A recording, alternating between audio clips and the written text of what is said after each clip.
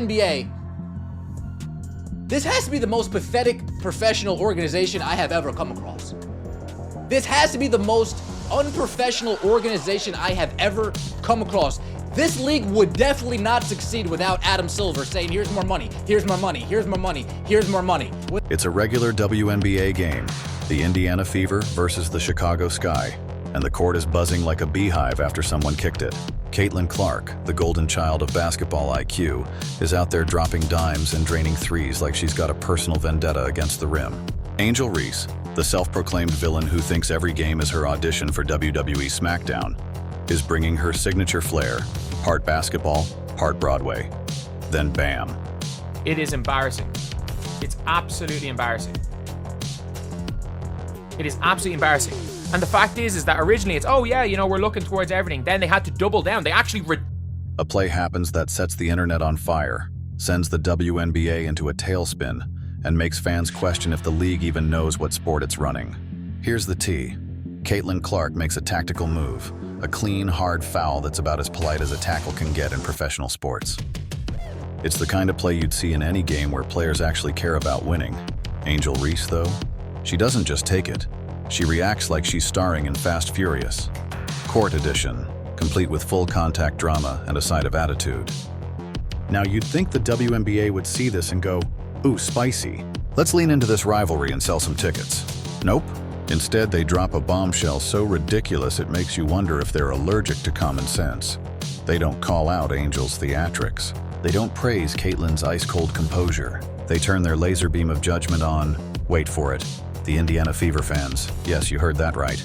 The fans. The people who paid actual money to sit in those seats, cheer their team and boo the opponent. Apparently, in the WNBA's pastel-colored utopia, booing is now a federal offense. It's like the league saw a spark of passion and decided to douse it with a fire hose of sanctimonious press releases. And let me tell you, this whole fiasco is so embarrassing it makes a middle school talent show look like the Oscars. Let's rewind and break this down like it's a crime scene on Law Order. It all starts with a play that's as old as basketball itself. Caitlin Clark, queen of clutch, goes in for a hard foul on Angel Reese. No, we're actually not looking at most of the stuff. We're looking at a lie spread on social media that went viral. We are looking into a literal lie spread on social media that got spoken into fact. We're looking at a... It's not dirty, it's not malicious, it's just basketball. You know, the sport where people occasionally bump into each other? Caitlin's move is so textbook it could be in a coaching manual titled How to Play Defense Without Losing Your Cool. Angel, on the other hand, decides this is her moment to channel her inner action movie star. She's throwing attitude, stirring the pot, and basically turning a standard play into a Shakespearean drama. Now here's where Caitlin Clark proves she's built different. While Angel's out there auditioning for Real Housewives of the Hardwood, Caitlin just walks away. Doesn't flinch, doesn't clap back, doesn't even blink. She strolls off the court like she's late for a brunch reservation and can't be bothered with B-movie theatrics. This, my friends, is what we call main character energy. Caitlin's out here playing chess while everyone else is playing checkers and losing. But the WNBA? Oh, they saw this moment of pure, unfiltered basketball and decided it was a crisis. Instead of hyping up the rivalry or, actually focusing on the game, they release a statement that's so tone-deaf it could headline at Coachella. They don't call out Angel's over-the-top reaction.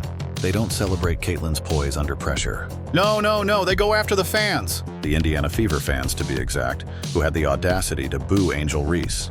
Because apparently, in the WNBA's dream world, fans are supposed to sit quietly, sip chamomile tea, and clap politely like they're at a poetry reading. Let me paint you a picture. Imagine you're at a game, you've dropped $50 on a ticket, another $20 on a hot dog that tastes like regret, and you're cheering for your team. You boo the opponent because, duh, that's what fans do. It's not hate, it's not a war crime, it's sports. But the WNBA looks at this and goes, how dare you show emotion? You're scaring the children. Speaking of children, they even had the nerve to imply that kids in the audience, kids who are just there to watch their heroes hoop, are somehow part of this dangerous fan behavior. Good morning. This league would be gone. And that's what happens. When you don't need to think logically, when you don't need to think like a business, when you can continue... I'm sorry, but branding kids as threats because they're excited at a basketball game? That's not just unhinged, it's a masterclass in missing the point. Now let's talk about the punishment. Because this is where the WNBA takes it from absurd to straight up, what are we even doing here? You'd think with all this drama, someone would face actual consequences. Maybe Angel gets a fine for her theatrics. Maybe there's a memo about keeping it professional. Nope. The league's big disciplinary move? Publicly shaming the Indiana Fever fans. That's right. The fans who shelled out their hard-earned cash to support their team are now the villains. It's like the WNBA looked at a packed arena and thought, you know what? These people are the problem. Let's lecture them until they stop caring. This is peak WNBA logic, folks. They're so obsessed with their squeaky clean. And let's not forget the cherry on this dumpster fire Sunday, the WNBA statement. Oh, this statement. It's the kind of thing you'd expect from a company that's never heard of sports. They originally said they were looking at everything, which sounds like a PR intern's attempt to sound busy without actually doing anything. Then, in a plot twist that nobody asked for, they redacted that statement. Redacted it, like it's a classified CIA document. They backtracked and said, actually, we're not looking at everything. We're looking at a lie that went viral on social media. Yes, you read that correctly. The WNBA admitted they're investigating a literal lie that got spread online. And somehow that's the fans' fault. This is like if your boss called you into a meeting to yell at you for a rumor someone else started on Twitter. It's not just bad PR, it's a PhD-level course in how to sabotage your own success. The WNBA finally has a star in Caitlin Clark, a player who's bringing eyeballs to a league that's been begging for attention since forever. They've got a budding rivalry with Angel Reese that could actually make people care. You're allowed to say whatever outlandish stuff you want to say because it doesn't matter. You'll never fail. Angel, can you take us through the flagrant foul from your perspective? Just what you saw in that play, how you interpreted what happened. Basketball play, refs got it right. And what do? They smother it in manufactured outrage and press releases that sound like they were written by a chatbot with a degree in feelings management. Let's zoom out for a second and talk about why this matters. The WNBA is at a crossroads. They've got a chance to capitalize on Caitlin Clark's star power, Angel Reese's villain energy, and a rivalry that's got more juice than a TikTok dance challenge. But instead of leaning into it, they're running away like it's a haunted house.